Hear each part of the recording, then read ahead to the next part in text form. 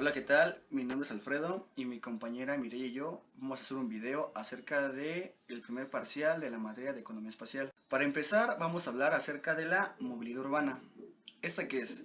Se define como la acción del traslado del punto A un punto B, para así poder satisfacer las necesidades.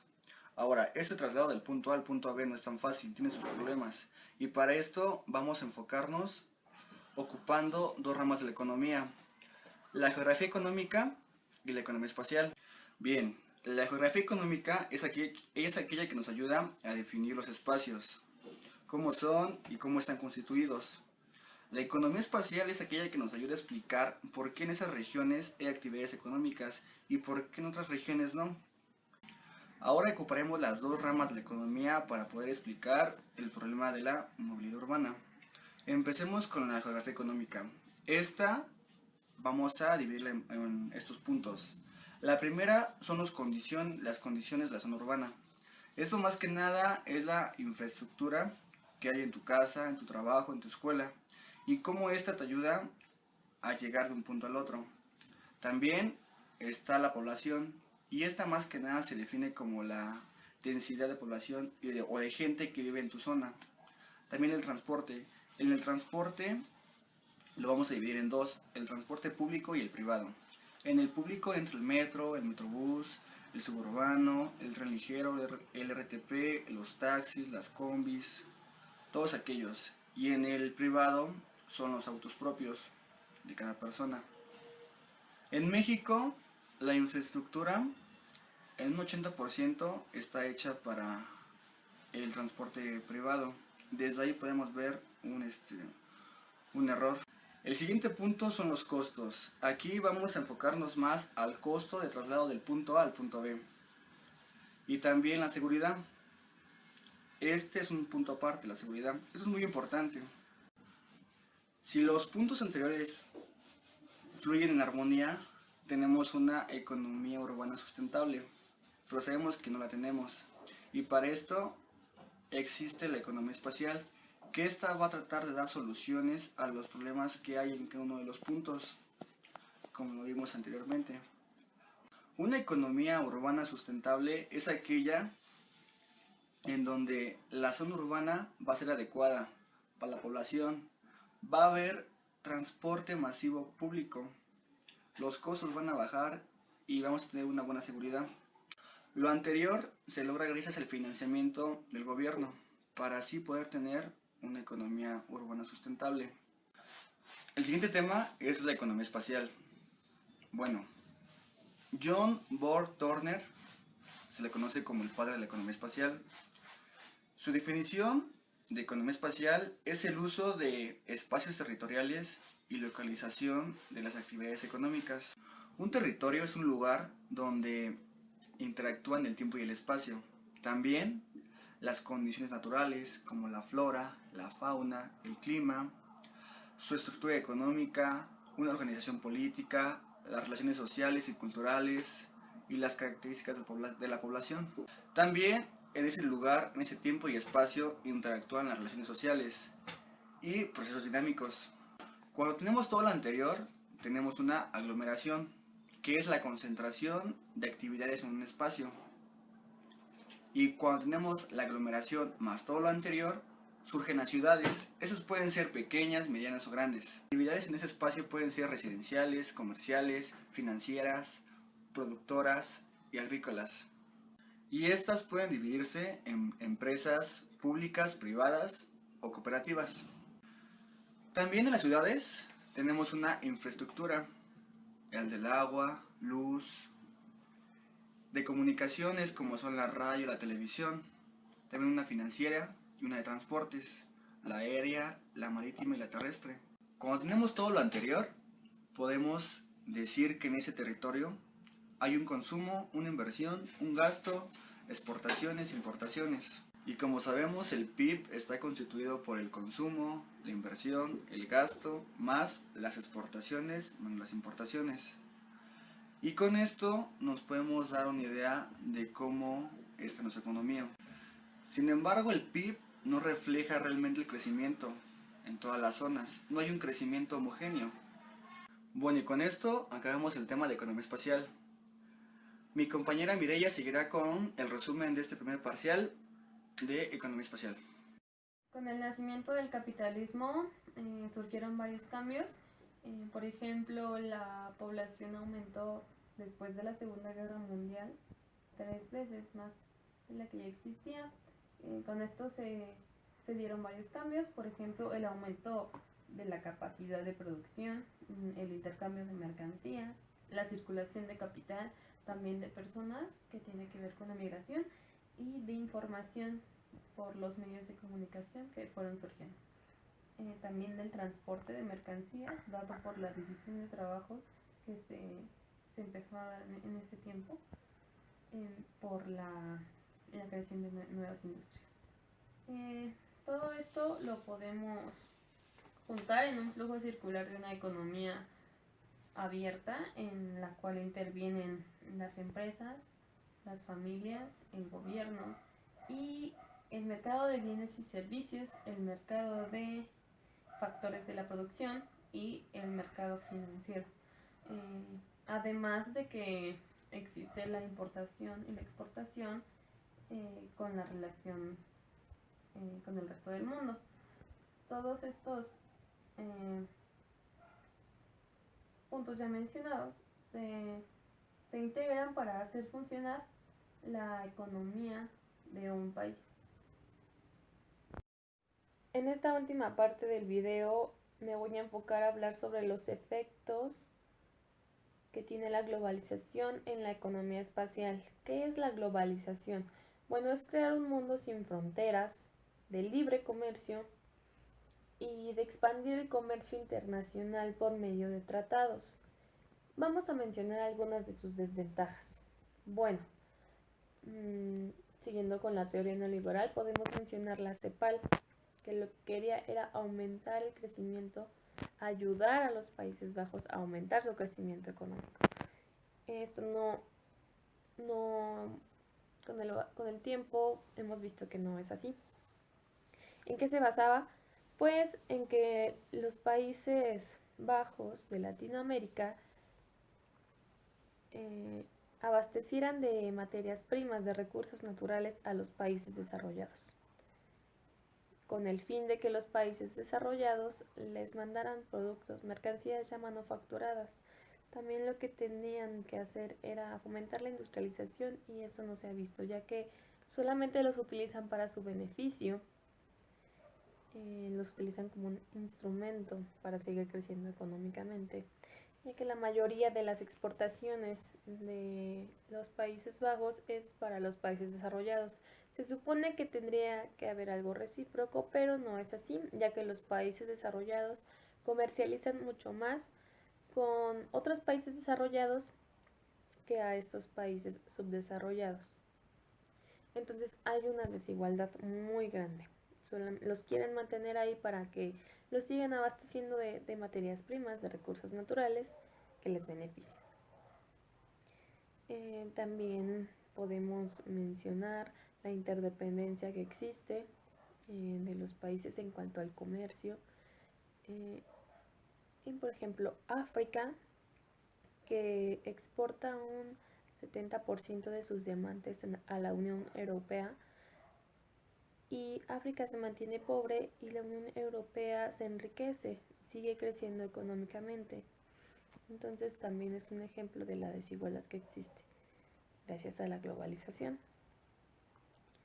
¿En qué tiene que ver con la economía espacial? Bueno, la situación más actual en cuanto a una modificación de territorio es en la salida de Inglaterra del Reino Unido, de la Unión Europea, el Brexit, en la que se va a modificar la economía de todo el mundo y las relaciones comerciales que tenía con la Unión Europea. También que en los mapas que se sigan haciendo, pues va a haber un cambio, ¿no? De que no van a pertenecer a la Unión Europea. Ese es un cambio espacial. También otro que se da es la migración. Podemos mencionar a México con Estados Unidos. Muchos mexicanos se van a Estados Unidos persiguiendo el sueño americano, ya que allá tienen salarios mucho mejores que aquí y no tienen tanta oportunidad laboral. Se van para tener un mejor futuro. Eso se ve reflejado en varios estados de la República, en los que dependen por muchísimo de las remesas recibidas de estos migrantes. También se puede mencionar la interdependencia tecnológica que existe, ya que, por ejemplo, México depende de Estados Unidos, de China, de Japón, por mencionar algunos, para traer tecnología aquí, para importar tecnología. Mientras ellos ya las tienen, a nosotros nos tarda un tiempo determinado en llegar estas dichas tecnologías. También es una desigualdad que existe. Y también yo creo que lo que se debería de hacer es más que nada enfocarnos a construir un mundo mejor en el que no exista tanta desigualdad. Se supone que la globalización es la unificación del mundo para mejorar los países en cuanto a comercio, ¿no? Lo que no tiene unos, lo traen de otros, y que exista algo recíproco, que exista el crecimiento económico de todos los países. Considero que debería de intervenir también el gobierno para crear pues mejoras en cada país.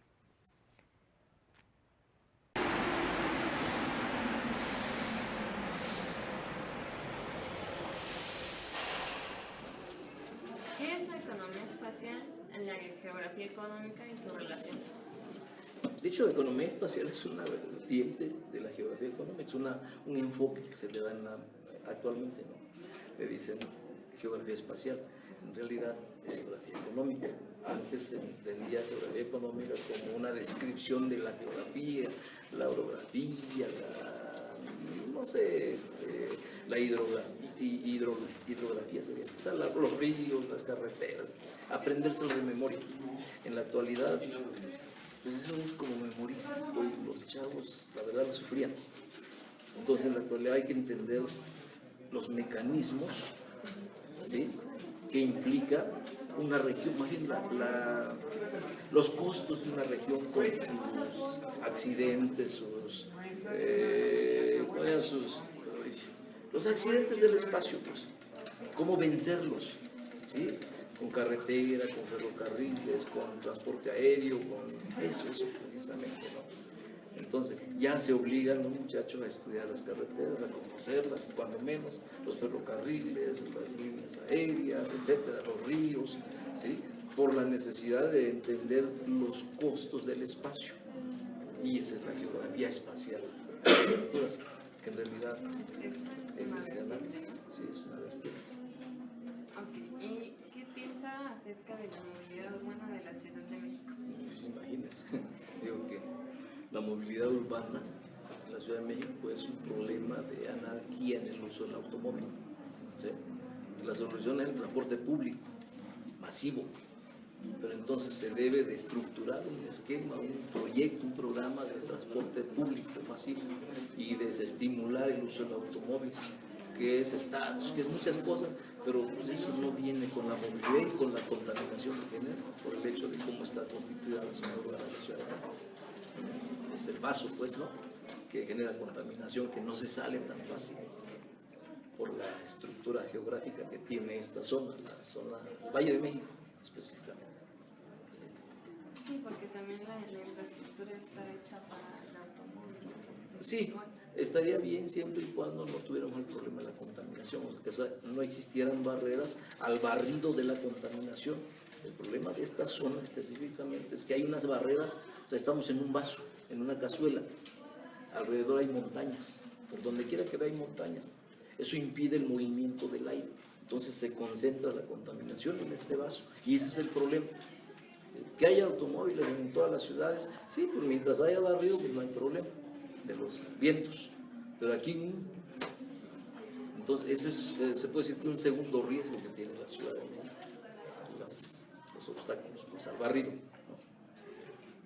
Ok, y la tercera, ¿qué opinas sobre la globalización y cómo esta modifica las economías del mundo en cuanto a la geografía económica? Creo que es la globalización, o sea, que se entiende todo. De hecho, a estas alturas todavía se practica el comercio internacional, ¿sí? Que hay comunicación con el mundo. Pues sí, es un fenómeno que nos da ahora la Internet, podemos decir. Pero de hecho existe todavía el mundo, está dividido en bloques, que es lo más cercano a la, podríamos llamar a la globalización, que es la integración económica por bloques. El bloque americano, el bloque asiático, el bloque europeo, ¿sí? Entonces, pues, en los hechos la globalización solo es la parte esta electrónica de la carretera, esa informática, pues. De ahí en adelante se sigue dando, ¿cómo diré? El transporte, el traslado físico.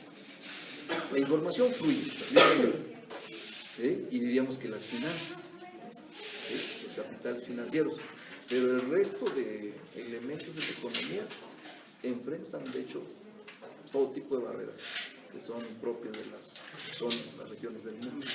Y entonces tienen que enfrentar el transporte, medios de comunicación. Entonces, por la parte electrónica, pues es la parte financiera, pues ha tenido ahí su ventaja, ¿no? Y de hecho la parte financiera siempre ha fluido libremente con la globalización, con la Internet, ¿sí? La parte financiera se enseñoreó del mundo, ¿sí? Pero solo la parte financiera. El resto de movimientos, de factores, pues no se da, todavía siguen manteniéndose las barreras. Incluso hay retroceso en ese tipo de integración, por ejemplo en Europa con el Brexit, ¿no? Sí. Sí, hay un retroceso ahí, y en cualquier rato también hacemos el México. Y la última, en cuanto a la movilidad urbana, bueno, ¿cómo es su experiencia? Sí, no, digo que yo vivo en el Estado de México, pero tengo un sistema de transporte que es el tren suburbano, que me traslada de la casa hasta Buenavista en 16 minutos. Y de ahí para acá me hago otros 16, que es un tramo muy corto, pero ya la aglomeración, la anarquía en horas pico, ¿no? Me lleva más tiempo llegar. Entonces, a veces camino y me es más fácil llegar a la escuela. Pero sí, de entrada, el transporte público masivo es una solución. Así es, el suburbano, el Mexibus, el Metrobús, el metro, ¿sí? O incluso transportes alternativos, pero de gran volumen, pero entonces se debiera marginar el transporte privado, darle, no sé, 2 carriles y confinar el resto al transporte público, y con eso se desestimula el uso, que son sus derechos, sí, pero no es una solución económica. El derecho y la solución económica como que riñen, ¿no? Es el problema. Sí, es un problema la movilidad.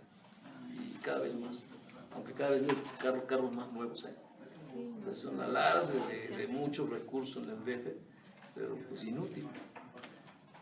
Una inutilidad. Más bien genera estatus más que movilidad. Estar en el transporte público. Sí. Ser pobre, ¿no?